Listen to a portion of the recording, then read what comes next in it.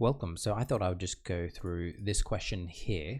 It's question 3 from 18a. It says, find the equation of the tangent to y equals x squared at the point 1, 1, and the equation of the tangent y equals 1 on 6x cubed at the point 2, 4 on 3. Show that these tangents are parallel and find the perpendicular distance between them. All right. Before we worry about this final question here, let's just do what we can. So we can find the tangent to this at this point. We could do that. So let's give it a go. The first thing I'm going to do is I'm just going to find the derivative of y equals x squared, and that's going to be dy dx is equal to 2x. So I've just differentiated that.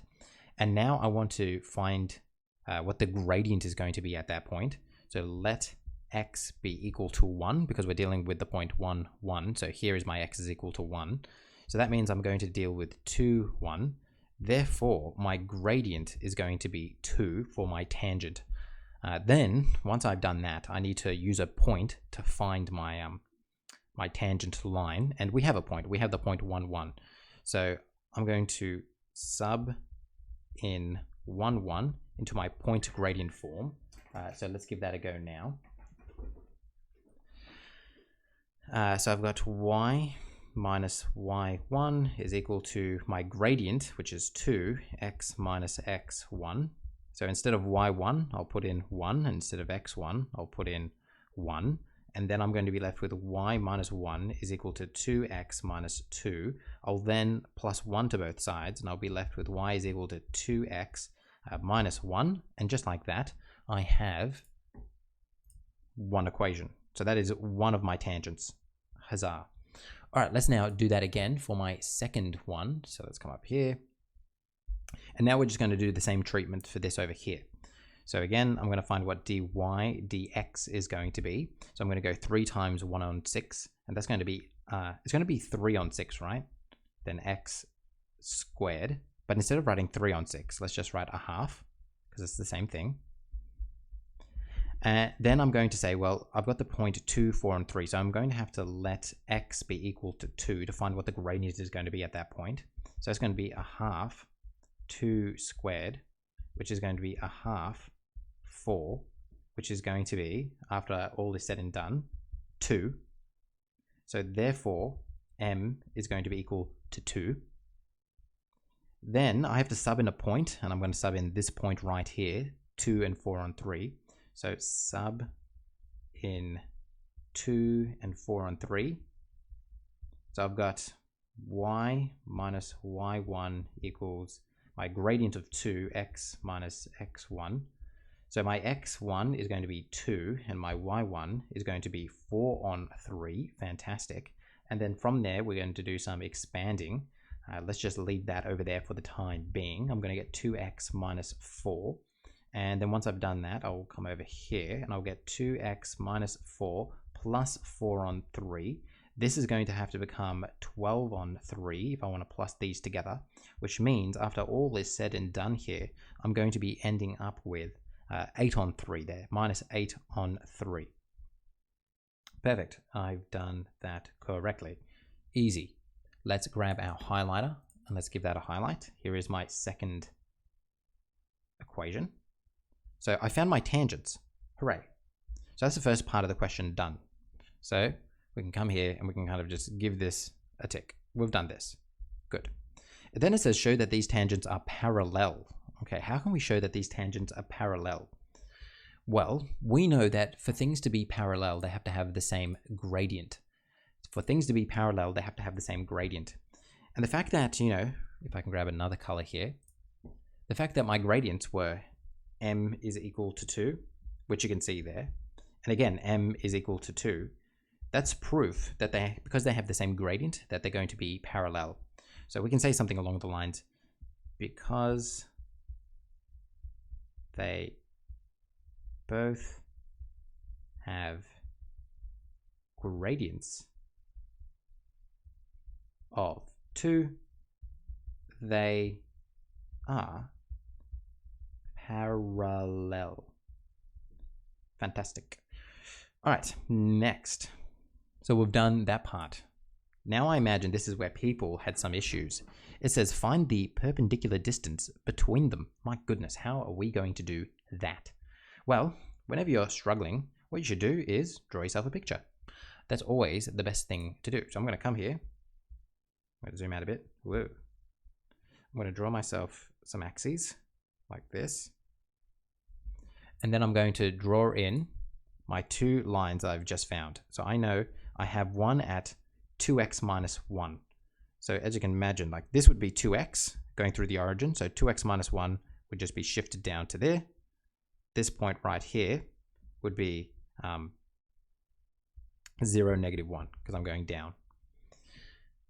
And then if I was to draw my other one, let's draw it in, what color should we use? Purple?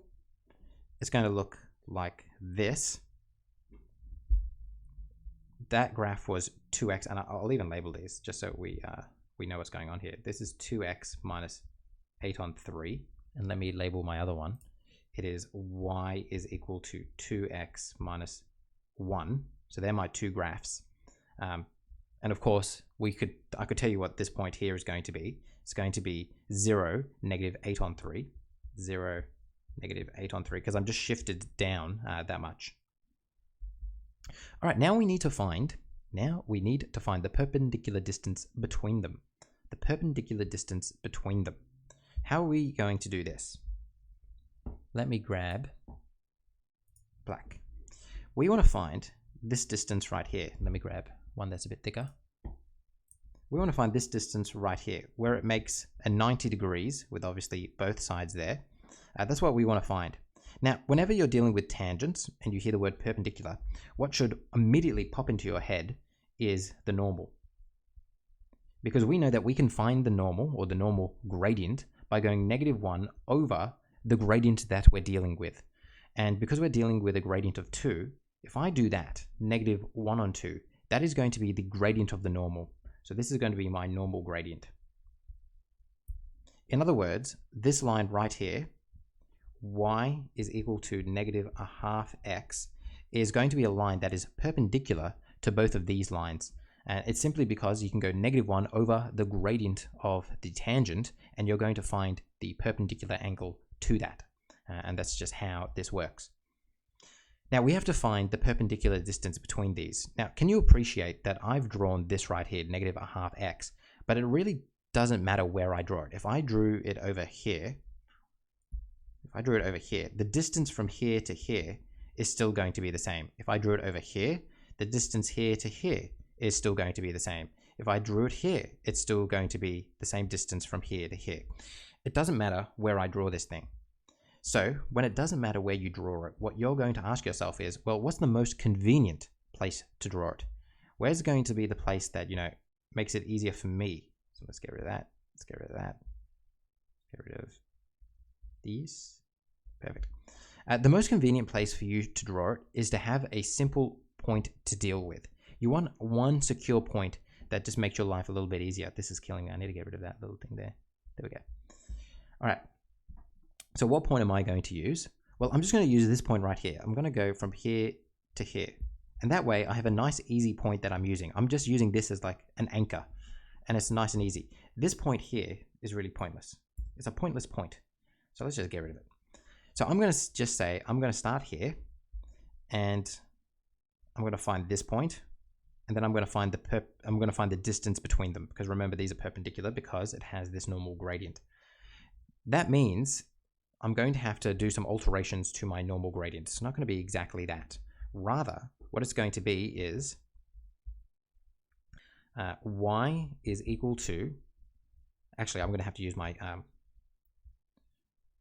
y minus y1 is equal to negative a half x minus x1, right? Then I'm going to go y. Now, we're subbing in the point 0, negative 1, right? So negative 1 will go here. This will become plus 1, negative a half x, and this will just be 0, so minus 0. So after all is said and done here, I'm going to be left with this. So that right there, this line right here, is going to be y is equal to negative a half x minus 1. That's what it's going to be. And I found that just by finding my normal gradient and then, kind of mucking around there. You don't have to necessarily use this one. You could use whatever line you like. But again, because it's anchored to a nice easy point there, it's just going to make our lives a bit easier. But you could have chosen another point and you could have gone for that. But you just have to make sure that you're finding what the equation of the normal is going to be. Okay.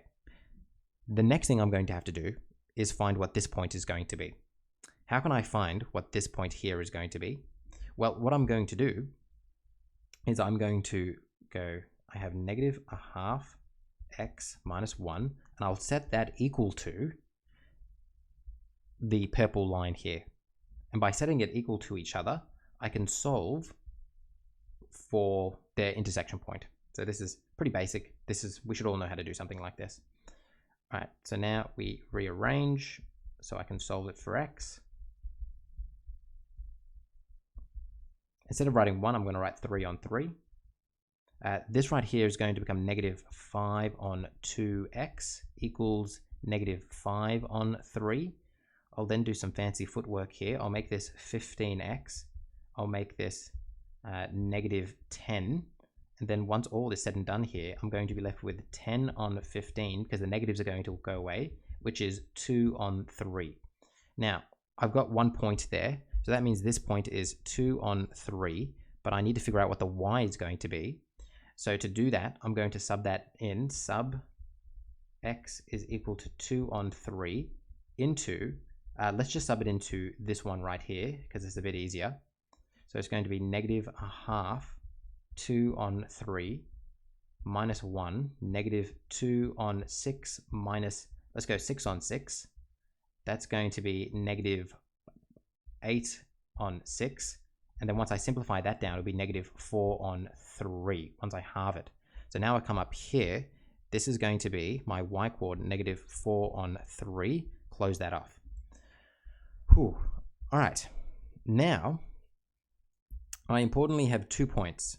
I have this point here, 0, negative 1, and I have a point here. So 2 points, they're perpendicular to each other. And with these 2 points now, I can find what the distance between them is going to be. So I'm going to use my distance formula now. So we're going to use our distance formula. This is a good one to memorize. It's going to be, there's enough room here. I might have to move over a bit. The power of technology. The square root of x squared minus x1, x squared minus x1 squared plus y2 minus y1 squared. Then once I've done that, the next thing I will do is I'll come here and I'll go x2, but remember that, let me just take one more step here. What we're doing is we're finding the distance of those 2 points. So we're finding the distance between 0, negative 1, and 2, 3, that's a funny looking 3, negative 4 on 3. Bang. We come over here. Now we're just subbing in values. I really liked this orange. It's a good looking orange. My x will be 0 minus 2/3 squared plus, let's make, I mean, which one's x2 and x1? It really doesn't matter as long as you're consistent. So now this one's going to be that one. Then over here, it's going to be plus 4 on 3 squared.